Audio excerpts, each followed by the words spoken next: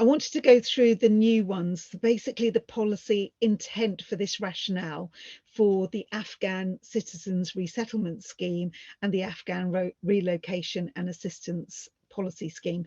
And they've got two little acronyms, so that's why I thought I'd go through them. And the policy rationale for these really was to try and be able to give equal access of funding for these citizens who have come over to the United Kingdom, and to be able to get them to have access to higher education as soon as possible. Next slide, please. So the reason behind it was to be able to support people who were locally employed under the Arap scheme. So the Afghan Relocation and Assistance Policy Scheme is for those people who were employed in Afghanistan, and the government has decided that they would face problems if they stayed in Afghanistan due to the result of being employed by the United Kingdom.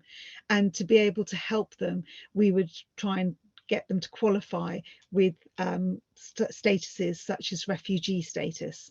Now, if they can't get refugee status in general, we can, if students are coming over and they can only apply for this status while they're in the United Kingdom. But if they're away from the United Kingdom, they can't apply for this status while they're overseas. So as soon as they get here, they do need to apply for this status. Next slide, please. So if they've got, they've relocated under the Arap scheme and were originally given limited leave to remain. Originally, they were given this a limited leave to remain, which was for 5 years only, and then they could apply for settled status.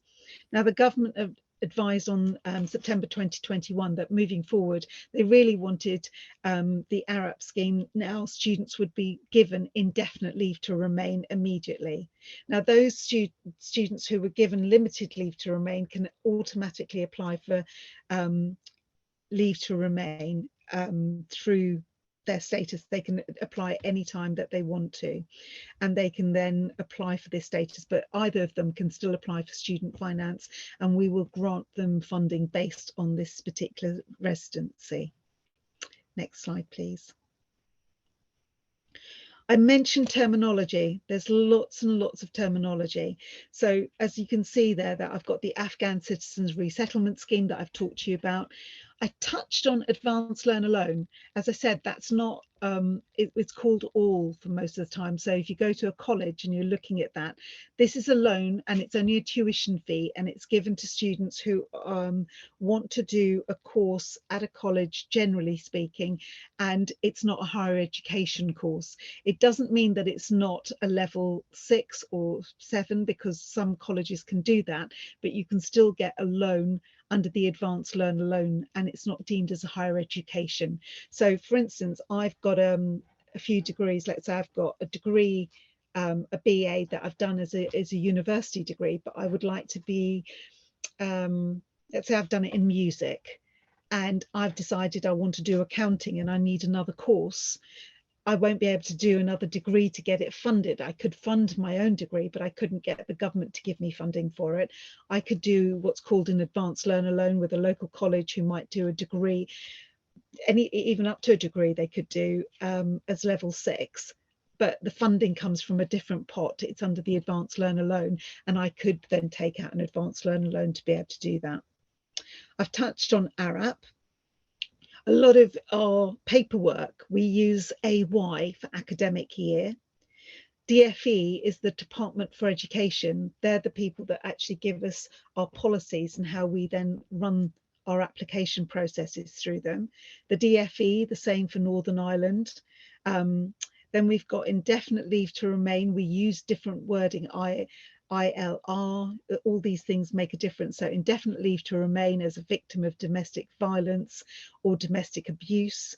We've got EMA, which is Education Maintenance Allowance. That is given to students in Wales and in Northern Ireland. It's for students who are under the age of 18, who are generally at college.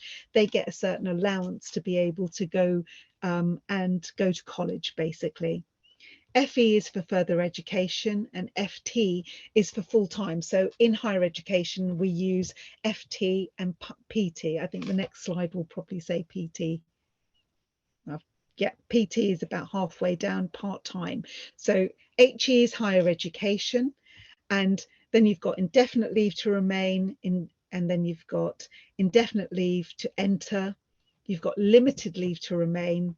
So we break them down into 3 letters, so it's useful to know these things. SLC is the Student Loans Company. You'll have SFE, which is Student Finance England, which I talked about earlier, SFW, Student Finance Wales.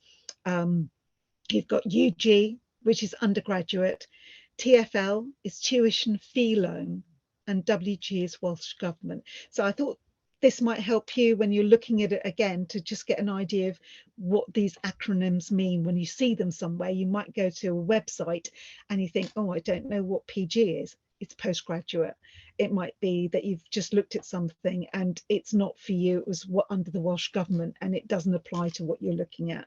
So I think this will give you a good idea of an overview of some of the abbreviations that we use. Next slide, please.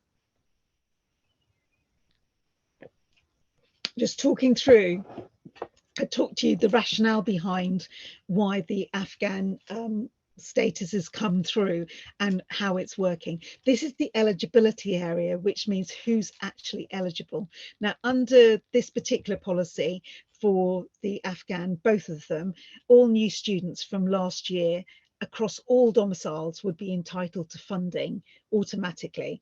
There's an exception to Wales where if, for instance, let's say you're an Afghan student that started in 2021 and you're going through to you're a continuing student, so this will be your second year, in Wales, you'll still be able to apply for funding at this stage.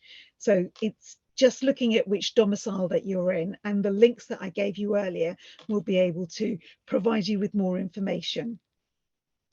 So that's basically it on this slide. Next slide, please.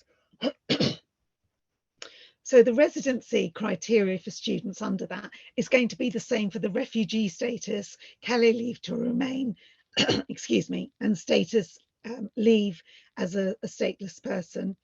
And basically that really means that the day you get your refugee status of any of those under the Afghan status, you would automatically mean that you've become an ordinary resident and you're entitled to apply for student funding.